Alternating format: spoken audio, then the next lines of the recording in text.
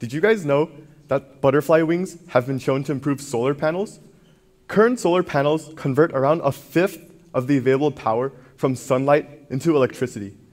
This doesn't seem very efficient now, does it? Well, it's due to the surface structure of the solar cells, which reflect the majority of sunlight. And because sunlight contains around 1 kilowatt or 1,000 watts of power per square meter, this means that the world's leading solar panels can only generate about a fifth of that, or 150 to 200 watts. That's around enough power to keep 2 to 3 light bulbs running. Obviously, there's large room for improvement. So, researchers at the Karlsruhe Institute of Technology in Germany shifted their focus to butterfly wings.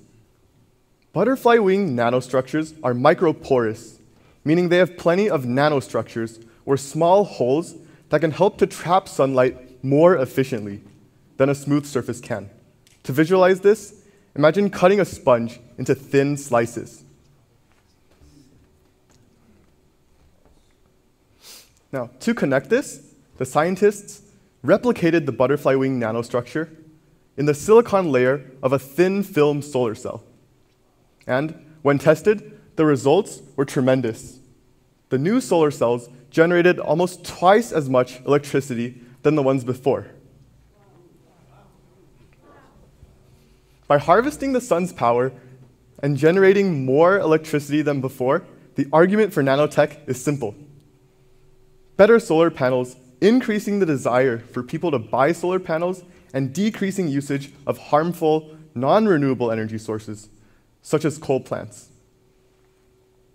Combining two seemingly unrelated topics, butterfly wings and solar panels, is an engineering feat most people consider as innovative, brilliant, and creative as it gets. But breakthroughs like this are just an everyday part of the myriad of research being done that leads to the surprising way in which nanotech can be used in all sorts of applications. High tech is one of these fields, and it's also the field that I got involved in. It involves a lot of interdisciplinary research, and you guys have probably seen the results in the forms of your laptops, smartphones, and more. However, I wasn't always interested, though. In middle school, I was apathetic to all my classes and only cared about going home to play games.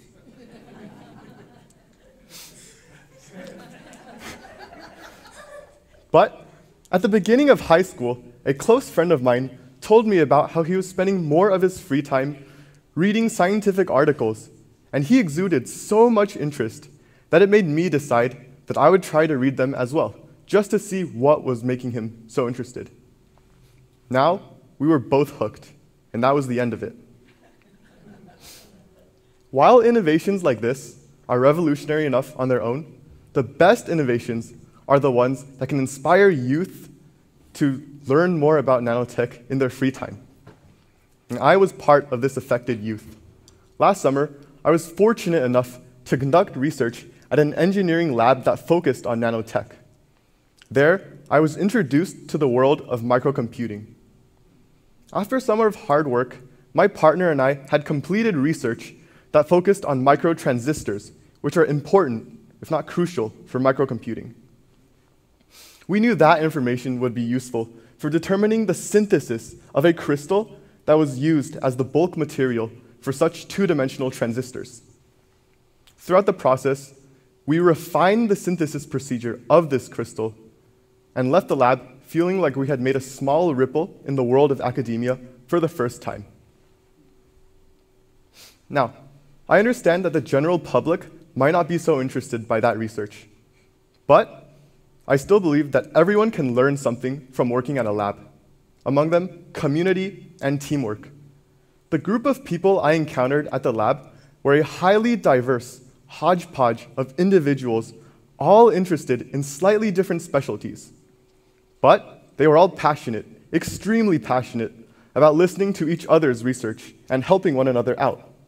Because they all shared the same overarching vision, which was to improve what we understand about nanotech and to develop new technologies around this understanding. Additionally, because I worked with a partner, I also got to sharpen my teamwork skills. I got to work on my communication and time management skills, as we had to always contact professionals and we always had to work under a constant time constraint.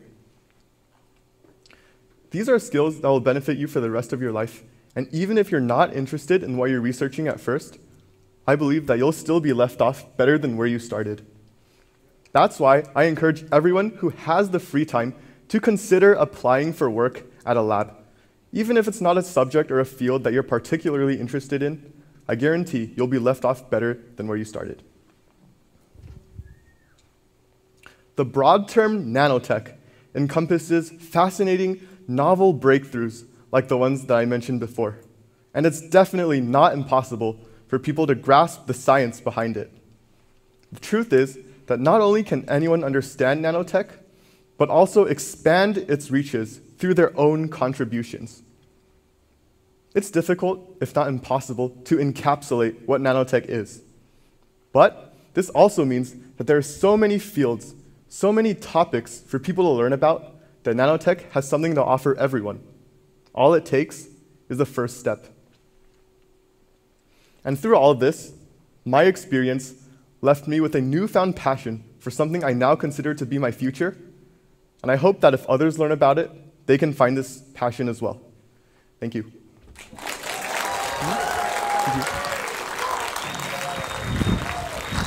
All right. Thank you, Ethan.